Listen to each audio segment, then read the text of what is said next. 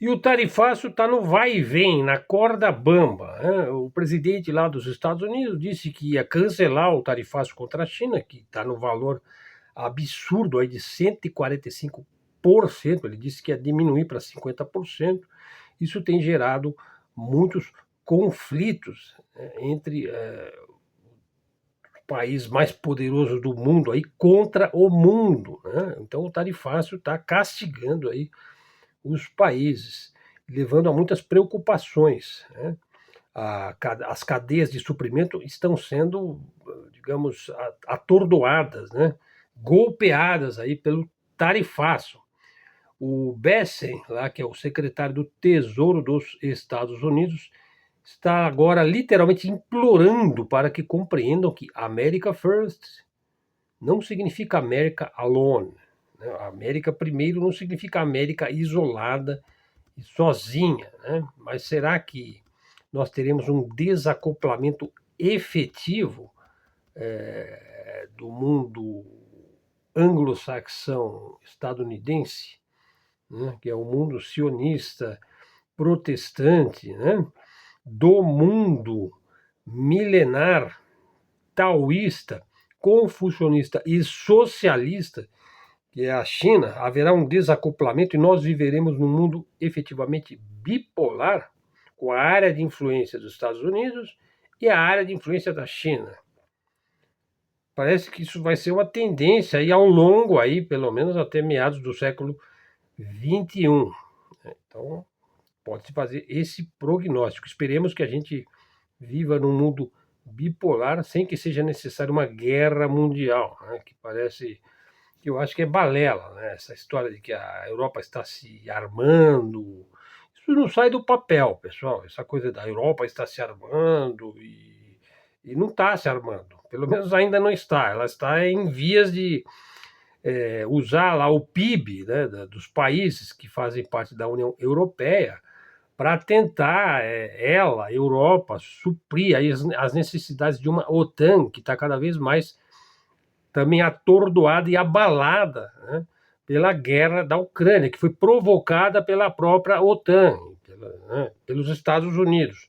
Só que os Estados Unidos sabe que ele não pode continuar gastando rios de dinheiro nessa guerra da Ucrânia, né? Então ele tenta lá conter, né, a ação russa, tentando negociar com o Vladimir Putin, ao mesmo tempo que ele continua fornecendo dinheiro e armas para a Ucrânia. Então ele tá fazendo o papel de trouxa aí, porque o Putin nunca vai cair nessa. Mas veja, voltando à questão aí do tarifaço, né? Veja, o que acontece hoje? Veja, por que a China é a fábrica do mundo? A China ainda é a fábrica do mundo.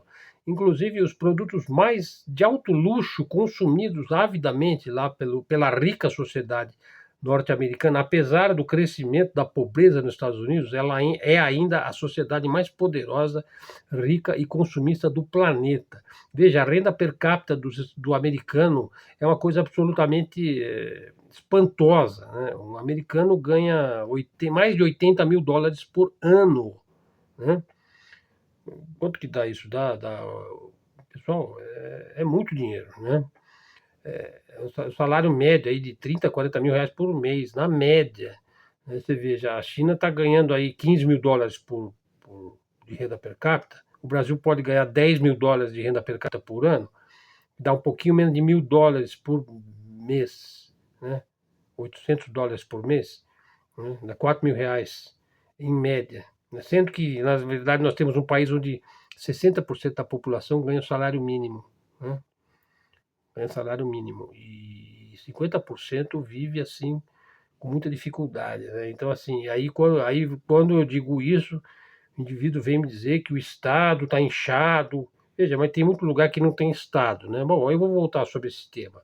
Então, veja, quando o capitalismo foi lá para a China, né? Veja, por que ele foi para a China, né? Veja, ele estava realmente em busca exclusivamente de mão de obra barata, né? Quando o Rockefeller leva as plantas industriais através das relações públicas lá do Richard Nixon, foi a primeira fase lá com o Deng Xiaoping, e depois veio a minha fase do Clinton, onde aumentou ainda mais as grandes plantas industriais, né? Microsoft, Apple, todo mundo foi produzir lá, né? Por quê? Porque eles queriam apenas a mão de obra barata. Veja, por que eles não foram para a Índia? Que você também tinha assim, mão de obra muito barata, né, na Índia, ou Bangladesh, ou Indonésia, países muito populosos. Haveria mão de obra abundante e barata, mas só a China tinha a tradição manufatureira milenar, uma educação generalizada, que isso veio desde sempre teve, principalmente porque eles passaram por uma revolução socialista, uma revolução comunista, e o Mao Tse-tung fez uma revolução educacional profunda na China, né? O chinês médio, ele é bastante mais educado do que, por exemplo, o brasileiro médio, né?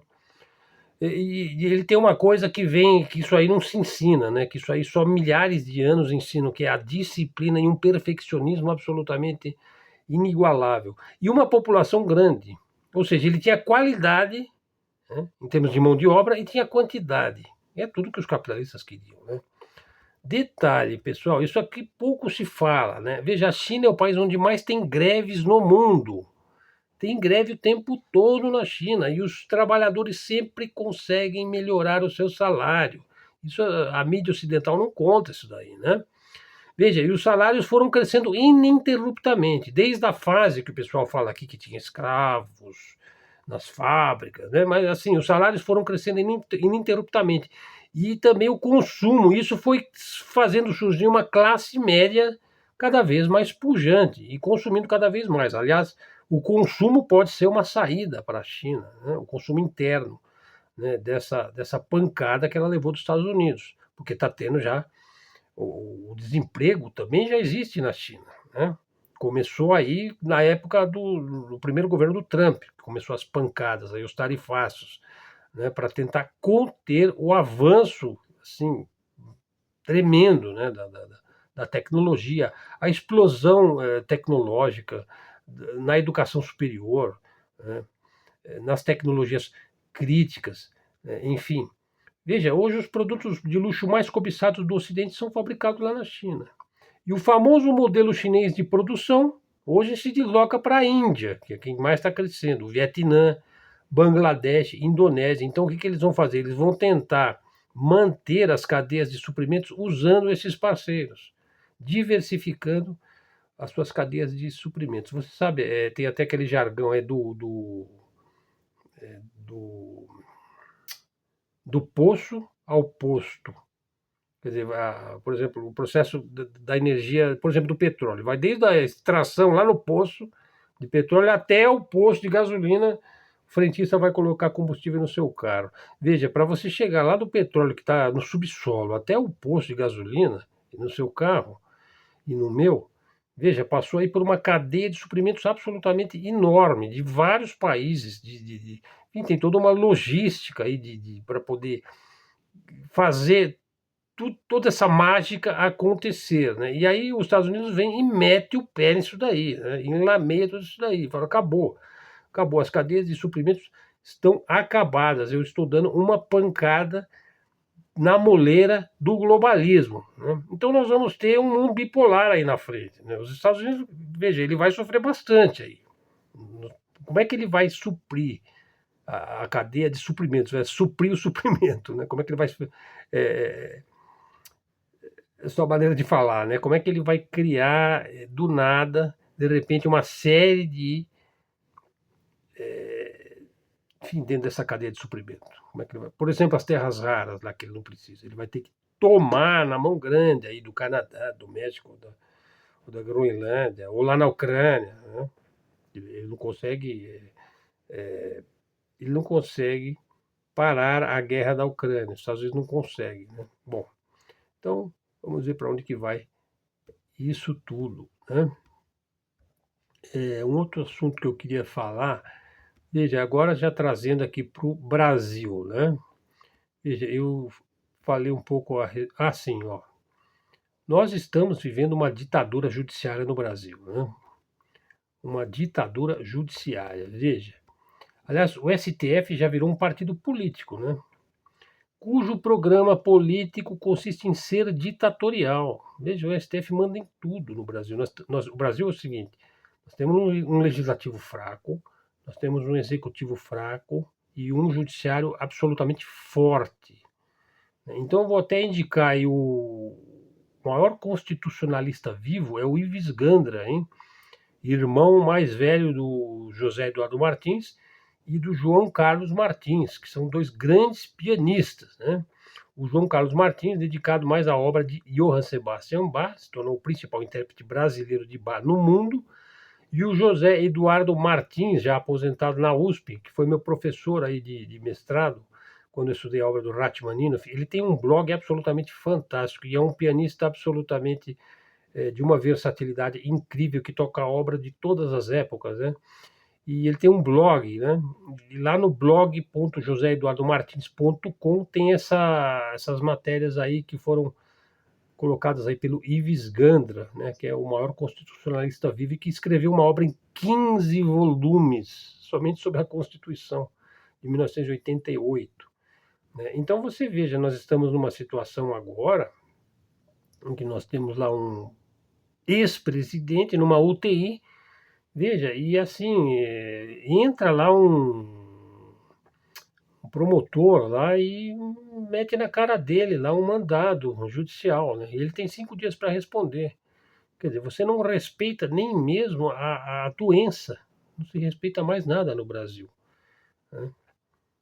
Mais nada. E veja, não é questão de que estão perseguindo o Bolsonaro, eles estão sempre perseguindo os presidentes. Sempre. Isso já não é de hoje, hein? Veja, perseguiram o Lula também, já na época da Lava Jato. Aliás, eu vou falar sobre a Lava Jato depois. Foi um dos maiores crimes, a própria Lava Jato, que já aconteceu no Brasil. Veja, nunca se conseguiu ter uma prova cabal, uma evidência de que Lula tenha cometido algum crime. Ele também foi perseguido e preso, né? E o STF endossou a prisão do Lula e depois descondenou, né? E depois a Dilma Rousseff, veja, mesma coisa, pessoal, mesma coisa, né? Criaram lá uma série de estratagemas, né, tirados da bunda, né, para derrubar. Por quê? Porque aí consiste em quê? Consiste em derrubar qualquer possibilidade de política e de representatividade política no Brasil. Então não é uma questão que é a direita versus a esquerda. Não, isso aí é só na superfície, na espuma. No fundo, é tornar o Brasil ingovernável, né? Você não pode ter um líder político no Brasil, porque eles vão derrubar. Eles vão derrubar quem quer que não seja do agrado de uma elite apátrida, né? De uma burguesia aí medonha, né? De 15 famílias aí que, enfim, o STF está escorado na elite que manda no Brasil, né? Elite essa que é o braço do globalismo aqui dentro, né? Então o Brasil ainda não despertou para a necessidade de soberania. Quem sabe com os Estados Unidos dando aí a deixa para que os países voltem a serem soberanos, porque o próprio Estados Unidos estava num processo de autodestruição tremendo. Então, na verdade, o trumpismo o que, que é? É tirar o modo político globalista de ser e voltar a ter soberania, nacionalismo, enfim, o pessoal da indústria, da produção local, né, do consumo interno, né? Enfim, ele tá, não sabemos se ele vai conseguir, mas era preciso romper com o globalismo em algum momento. E é claro que nesse rompimento você também tem o rompimento das cadeias produtivas, do comércio internacional, e tudo isso gera desemprego, né? Gera assim, pessoas nesse momento que vivem do comércio não sabem para onde vão, né? Bom, então assim, o problema é muito sério aqui no Brasil, né? Outro assunto que eu quero trazer, veja, falando aqui um pouco mais de Brasil, né?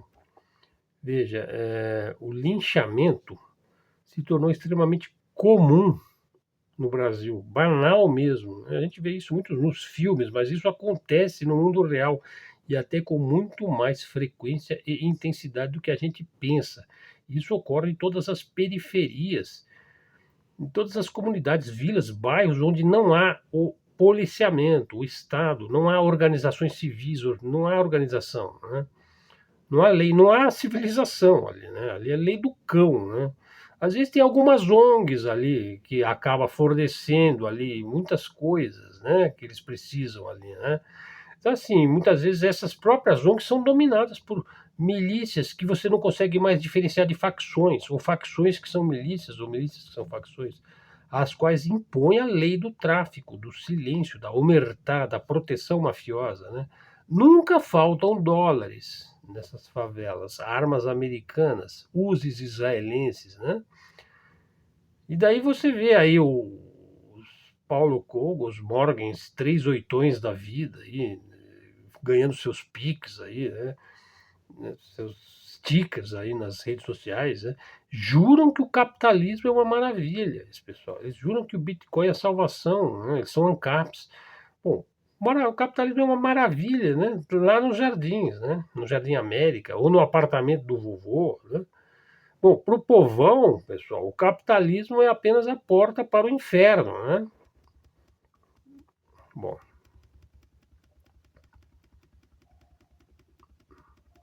eu ia falar sobre revolução cultural e estratégia das tesouras, mas é um artigo bem longo que eu escrevi, está lá no Facebook, mas eu acho que ele sai um pouco do escopo do vídeo de hoje, que é mais de comentários gerais, né? E aí vai ficar muito tempo falando sobre essa questão aí. Veja, essa questão do que eu falei do linchamento, veja, o Estado ele tem a obrigação de garantir a segurança pública, né? E é isso que devia estar sendo discutido hoje, né? Veja, se ele não faz isso, então ele não é um Estado, né? Ele é um simulacro de Estado, ele é um fantoche de Estado, ele é alguma coisa que está se fazendo passar pelo Estado, mas não é o Estado. Então no Brasil você tem uma quantidade enorme de advogados, né? E leis inoperantes. Elas só se tornam leis assim se de repente o STF decidir que aquilo lá é lei e tem que ser obedecida, né? Então ele leva o mandado judicial lá na UTI, né? Para minar o ex-presidente. E prender o outro lá também, o Fernando Collor, também vai ser preso, porque se eles prenderem um ex-presidente, fica ainda mais fácil de prender o Jair Bolsonaro quando ele sair da UTI, né? Então você vê que é um mando e um desmando ininterrupto no Brasil, né? E o nosso sistema judicial, o judicialismo, o lawfare judicial, o sistema carcerário, veja, o sistema processual, o sistema penal, veja, é um monstro burocrático, extremamente lucrativo e midiático, né? Então, o Brasil tem um longo caminho pela frente, né? Veja, quando eu digo que não é só o Bolsonaro, que foi o Lula, agora é o Collor, depois a Dilma, veja, todos os presidentes eles afastam. E não é que assim um está certo e o outro está errado, né? Não se trata disso, que a esquerda estava errada ou que a direita está certo e vice-versa. Não é isso. Não é uma disputa ideológica da direita contra a esquerda. É uma coerção brutal perpetrada por uma elite inatingível, que mina, que destrói qualquer possibilidade de uma representatividade democrática e do jogo democrático. Veja, é praticamente já uma guerra efetiva, né, no Brasil. Veja, o Brasil, falar agora de alguns blogs aí que eu quero indicar para você. Já indiquei o do José Eduardo Martins, para ler a matéria do Ives Gandra, falando sobre para onde vai o judicialismo, né, brasileiro, que já manda no Brasil. Veja, o Brasil Paralelo é uma pouca vergonha, o Brasil Paralelo. Veja, o Felipe Durante, que é um cara que eu gosto, porque ele mora lá na China há muitos anos e ele estuda a cultura chinesa, a sociedade chinesa, ele viaja por aquelas cidades e você vê realmente, e ele conhece o assunto. Veja, o Felipe é mestre em demolir esses argumentos aí, tirados lá né, do bumbum, né? Então eu indico esse vídeo aí, Desmentindo Ícaro de Carvalho, né? Também bem interessante, né? Este vídeo aí do Felipe. Veja, e um outro vídeo que eu quero indicar para vocês, e eu acredito em cada palavra dessa ex-juíza de Curitiba, desmascara completamente a Operação Lava Jato, Sérgio Moro, toda essa quadrilha tremenda e criada à revelia da política brasileira para destruir a política brasileira. E criou na mente do brasileiro um ódio insano contra tudo aquilo que ele identifica como sendo de esquerda, ou socialista, ou comunista, e por aí vai, né? Bom, agora não sei se eu trago mais uma. Vou falar sobre a estratégia das tesouras, vai. Veja, a estratégia das tesouras, para terminar o vídeo, isso aí vai levar uns minutos, né? Para terminar o vídeo, veja, a estratégia, existiu essa estratégia das tesouras, né? Quando se fala que o PT era a esquerda e o PSDB era a direita, digamos, sendo que, na verdade, dentro dessa estratégia, essa direita, na verdade, não existia. Ela era uma esquerda fabiana, né? Expressão aí que o professor Olavo de Carvalho trouxe para o Brasil, né?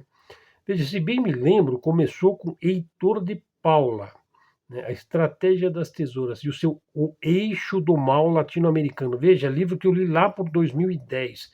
Ele está por aí, esse livro. Eu não vou achar agora.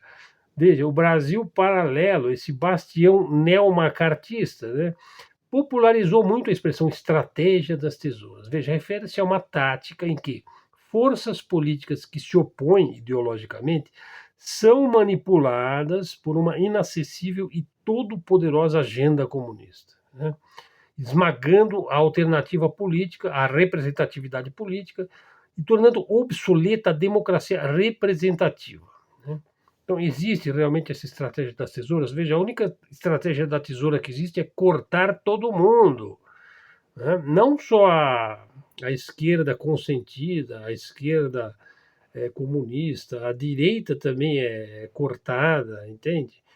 Veja, mas essa estratégia das tesouras, conforme ela foi delineada lá na 2010 em diante, veja, de que na verdade ela foi criada para, através do uso das redes sociais, dos algoritmos, né, e colocando realmente o que eles queriam colocar, né, que é isso que vem do movimento neocon, porque o bolsonarismo no Brasil e o olavismo, ele vem totalmente do movimento neocon. Esse sim é algo real, formal, algo que realmente existe. Eu fiz 2 vídeos sobre o movimento neocon, eu recomendo muito que vocês ouçam esses 2 vídeos sobre o movimento neocon, porque é um negócio avassalador, que no Brasil ele envolve também aí as bancadas evangélicas, a bancada da bala, né, o movimento neopentecostal, né, que é de um dinheirismo absolutamente atroz, né? Bom, mas então continuando, veja, a estratégia das tesouras se somava então lá de 2010, né, até mais recentemente, que agora já não se fala tanto neste tema, né? Se somava ao marxismo cultural, né? Então acabou funcionando aí como um conjunto de slogans e lendas urbanas absolutamente alienantes, né? Veja, na verdade, assim, era uma clara guerra política contra o comunismo, né? O comunismo. Veja, e a China jamais seria a segunda economia do mundo sem o movimento comunista, lá na China, né? Mas, enfim, isso é uma coisa mais do que arque-sabida, né? Bom, então veja, essa luta contra o comunismo e essa estratégia da tesoura seria uma ação comunista, né? No fundo do pano, uma clara vinculação psicológica ao macartismo da Guerra Fria, né? Então você tinha slogan lá, por exemplo, Marx era um satanista, né? Ou então Stalin matou 100 milhões de seres humanos. O nazismo era de esquerda, né? A Inquisição nunca perseguiu ninguém, não, não. O Papa Francisco é comunista, né? E começaram a demonizar o Papa Francisco, né? Os Estados Unidos venceram a Guerra do Vietnã e coisas absolutamente enfim, coisas absolutamente irreais, né? Veja, na prática do mundo real, você nunca vai encontrar um verdadeiro marxista ou um verdadeiro comunista pregando aborto. Você nunca vai ver isso daí em lugar nenhum. Você nunca vai ver um marxista defendendo marcha da maconha, homenagem à Troá, né? Você não vai ver um marxista frequentando o clube gay, né? Ou clínica de aborto. Veja, uma explicação aí, veja, mais plausível é que se precisava manipular os algoritmos das redes sociais. Veja, então, na verdade, assim, todo aquele movimento, né, nas ruas, fora a PT, tudo aquilo que veio da Lava Jato, a prisão do Lula, depois a queda da Dilma, né, e ao mesmo tempo você viu o crescimento das bolhas ideológicas, né, do próprio bolsolavismo, né? E assim, a crise de representatividade e a desmoralização da própria esquerda, né, foi total, porque também a esquerda liberal, né, ela escorregou nessa casca de banana do wokismo. Eu já vou falar sobre isso, né? Veja, a ideia de um marxismo cultural é uma ideia absurda. Veja, vou explicar por quê. Veja, essa ideia veio pronta dos Estados Unidos, né? Veja, e ele encontrou aqui no Brasil já um solo fértil, né, dada a visão maniqueísta, né, do bem contra o mal, né, essa visão neopentecostal que dominou a política nacional, né? Veja, então, olha só, marxismo cultural, veja, primeiro ele não é marxista, né? Por quê? Porque o marxismo cultural não luta contra a acumulação capitalista. O marxismo, sim, ele luta contra a acumulação capitalista, é a sua principal função, é lutar contra a concentração de renda, né, e a exploração do trabalho. Né? Pelo contrário, o marxismo cultural ele quer mesmo é likes, ele quer pix, ele quer engajamento. Né? Você veja, por exemplo, o Brasil Paralelo, o cara lá tem 800 mil seguidores, né? Para falar mentira. Né? Veja, ele também não é cultural, esse marxismo cultural, exceto se a gente disser que abortismo é algo cultural. Né? Os influencers, os coachings, pichação de muro, pancadão, aí, isso aí é cultura? Não. Então, um outro termo é a revolução cultural. Né? O professor Olavo associava isso aí à infiltração gramsciana. Né? Então, a infiltração gramsciana que teria se infiltrado nas universidades. Né? Que ele tinha aquela gana, né, de não ser universitário, né, de ser boicotado ali dentro das universidades. Porque eles são todos comunistas, eles são todos esquerdistas. Né? Então, assim, então você teve a infiltração gramsciana nas instituições educacionais, nas editoras, nas empresas de mídia, no jornalismo, enfim, tudo para promover uma agenda de esquerda. Né? Veja, essa revolução cultural gramsciana é algo popularesco. Né? Na verdade, ele pegou algumas das ideias do Gramsci. Né? Veja, quais ideias? Por exemplo, o Gramsci ele defendeu a conquista de uma hegemonia cultural como parte de um processo político legítimo, verdadeiramente representativo. Por exemplo, como existe dentro da China, existe uma hegemonia cultural do Partido Comunista Chinês dentro da China. Veja, ele é totalmente meritocrático e disseminado e representativo dentro da China. Isso não é nenhuma teoria da conspiração, eles fizeram isso. Né? Não foi um plano secreto, aquilo veio através de guerras tremendas lá dentro da China, para se libertar do Império Britânico ali, do vício, né, que eles impuseram aos chineses no século da humilhação, enfim. Veja, então assim, o Olavo usou muito assim técnicas, digamos, heurísticas, que poderíamos até chamar de gramscianas, né? A fim de influenciar fortemente a classe média brasileira e polarizar, né, e acreditar que realmente tudo consiste numa luta da direita contra a esquerda e da esquerda contra a direita, e não é nada disso. Né? Basta ver que o STF ele bate no Lula e bate no Bolsonaro, e o importante aí é minar a representatividade política e a própria disputa ideológica. Né? Veja, fenômenos aí dentro da Revolução Cultural, veja, essa Revolução Cultural, veja, é cômico, né? Porque assim, o professor Olavo combateu fortemente o Escola Sem Partido, né? Criado para retirar dos currículos escolares o elogio a Che Guevara. Então você vê assim, é muito contraditório, né? Mas quem é que trouxe essas coisas para o currículo escolar brasileiro? Veja, foram os Estados Unidos, né? O Partido Democrata lá dos Estados Unidos, de clara conotação globalista, né? Trouxe as agendas progressistas, inclusive o identitarismo, as agendas inclusivas, né? Trouxe daí da Europa, né? Veja, nos Estados Unidos isso deu origem ao wokismo, à cultura woke. Na verdade, esses movimentos assim progressistas nascem na Europa e logo vicejam como fogo na palha nos Estados Unidos. Então aí o Olavo, o exemplo do Steve Bannon e outros radicais de direita, tratou logo de colar de um modo completamente artificial, né, o progressismo estadunidense à ação do KGB. Olha só que bonito. A responsabilidade não é nossa, né? Não é nossa, não, a culpa é do KGB. Ah, a culpa é do serviço secreto chinês, né? Ah, o marxismo cultural. Bom, e por aí você vai para lugar nenhum, né? Daí, assim, mudanças culturais, por exemplo, estão muito mais ligadas à globalização, à tecnologia, do que propriamente a uma agenda ideológica comunista criado lá para minar o Ocidente e tudo mais. Não, na verdade, o Ocidente ele se auto-sabota, né? E agora a gente está num momento assim que a gente tem que se voltar para si, né? Na verdade, o Brasil ele tem que fazer algo parecido com o que os Estados Unidos está fazendo, hein? Vamos ver se nós vamos fazer, se também a gente vai se fortalecer, né? Bom, mas também não se pode amenizar para a esquerda liberal, não se pode passar pano. Veja, ela abraçou aquelas agendas progressistas, na verdade ela não tinha alternativa, né? Ela abraçou. Talvez um modo de compensação histórica, né? O Brasil foi um país que sofreu uma escravidão atroz, né? E na verdade a nossa elite, a nossa classe dominante, ela continua tendo a mentalidade escravocrata até hoje, né? Então, assim, então a esquerda ela acabou adotando essa política de cotas, essa política inclusiva, né? Até porque ela tem perfeita consciência de que a elite brasileira ela é escravocrata, sim, né?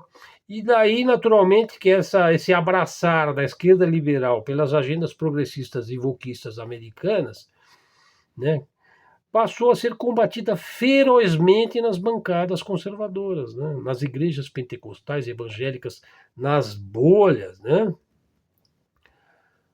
Bom, e aí você tem essas narrativas, né, apresentadas aí pela direita brasileira, né? Mas na verdade se encaixa perfeitamente essas narrativas, esses slogans, essa estratégia das tesouras, essa revolução cultural, né, se encaixa como uma boa ferramenta retórica para ganhar dinheiro, né? E para mobilizar apoio político também, financeiro, contra o mal, contra o Satã, contra o demônio, não sei o quê. Então você fica assim, a briga do Tico contra o Teco, né?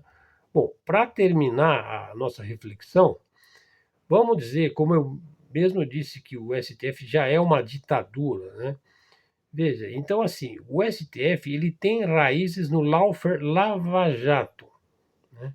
Ele tem raízes, esse poder descomunal do STF tem raízes na desmoralização total do executivo e do legislativo. Ele tem raízes na polarização demente das bolhas cibernéticas, né? Ele coloca-se como um poder moderador que vai bater em Chico e bater em Francisco, né? Tem raízes também na perseguição que o Lula sofreu, né? E o PT sofreu e que aí depois ele recuperou, né? Isso daí para derrubar o bolsonarismo, né? E por aí vai, né? Mas como é que nós vamos recuperar a dignidade da política? Simplesmente fortalecendo o legislativo e o executivo e repensando e reformando o papel das Forças Armadas. Eu volto a falar sobre isso, pessoal. Bom, ficou muito longo o vídeo com 33 minutos, né? Então vamos ficando por aqui. Chegou até aqui, já dá o like aqui no nosso vídeo, faz um comentário, traz um seguidor para o canal, verifique se você está seguindo o canal. Tá? Eu já vou resumindo agora para não ficar tão longo. Obrigado a todos aí e até a próxima, hein?